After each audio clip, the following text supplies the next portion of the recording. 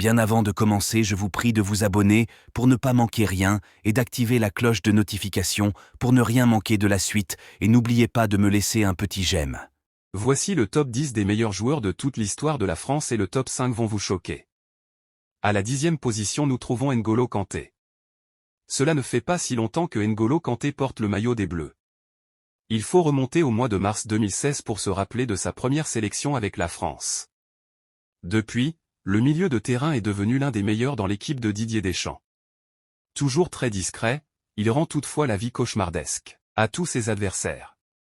Bien évidemment, présent en 2018, il a été précieux quasiment toute la compétition. À la 9e position nous trouvons le gardien de but Hugo Lloris. Vraiment c'est un gardien de calibre capable de réaliser toutes les sortes des parades. Il a enchaîné les records avec l'équipe de France, Hugo Lloris est celui qui a porté le plus souvent le brassard de capitaine. Et désormais, il est le joueur le plus capé de l'histoire des Bleus, avec 145 sélections. L'actuel portier Tottenham a été brillant lors de la Coupe du Monde 2018, où il a enchaîné les parades. Et on peut qu'il est le seul gardien à avoir été dans cette liste des 10 meilleurs joueurs de toute l'histoire de la France. À la 8e position nous trouvons l'attaquant Olivier Giroud. Souvent critiqué pour son style de jeu bien loin de faire rêver, Olivier Giroud n'en demeure pas moins l'un des meilleurs joueurs de l'histoire de l'équipe de France. Certes, il n'a pas marqué lors de la Coupe du Monde 2018. Son impact a toutefois été indispensable au succès tricolore. Et son état d'esprit a toujours fait l'unanimité. Mis de côté après l'Euro 2020, il retrouve la forme avec l'AC Milan et fait son retour juste avant la Coupe du Monde 2022. À la 7e position nous trouvons Didier Deschamps.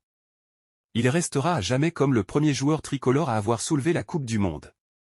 Débutant sous les ordres de Michel Platini, Didier Deschamps s'impose comme un titulaire indiscutable à partir de 1994 et l'arrivée d'Aimé Jacquet. Le nouveau sélectionneur lui confie alors le brassard de capitaine dès 1996 et la demi-finale à l'Euro. Une décision parfaite de sa part. À la 6e position nous trouvons l'attaquant Thierry Henry. Très vite considéré comme l'un des plus grands talents tricolores, Thierry Henry connaît sa première cape en 1997. Sélectionné pour la Coupe du Monde, il termine d'ailleurs meilleur buteur tricolore, avec 3 réalisations.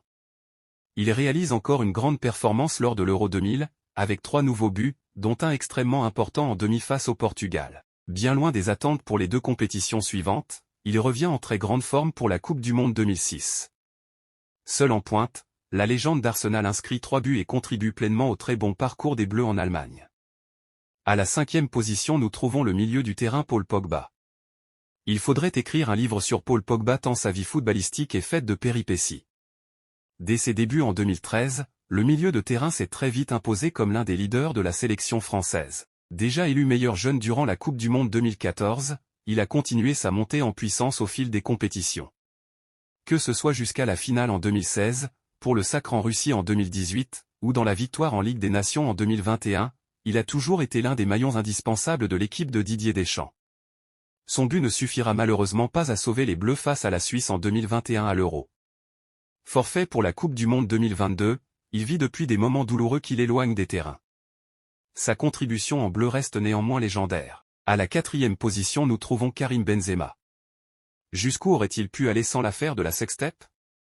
Privé des Bleus depuis 2015, Karim Benzema n'a fait son retour qu'en 2021, pour l'Euro. Malgré l'élimination prématurée des siens, l'attaquant tricolore aura sorti le grand jeu, en inscrivant notamment 4 buts. L'histoire ne s'est pourtant pas très bien terminée. Ballon d'Or 2022, l'attaquant du Real Madrid devait disputer la Coupe du Monde, avant qu'un pépin physique ne l'empêche de jouer la compétition au Qatar. Il prendra sa retraite internationale à la fin de l'année 2022. Au final, il a tout de même connu 97 capes et inscrit 37 buts. Il aura tout de même disputé 4 grandes compétitions avec les Bleus, Euro 2008, Euro 2012, Coupe du Monde 2014 et Euro 2020. À la 3e position nous trouvons Antoine Griezmann. Il est rapidement devenu l'un des chouchous du public français. Tout le monde se rappelle encore de son visage en larmes après l'élimination des Bleus en 2014.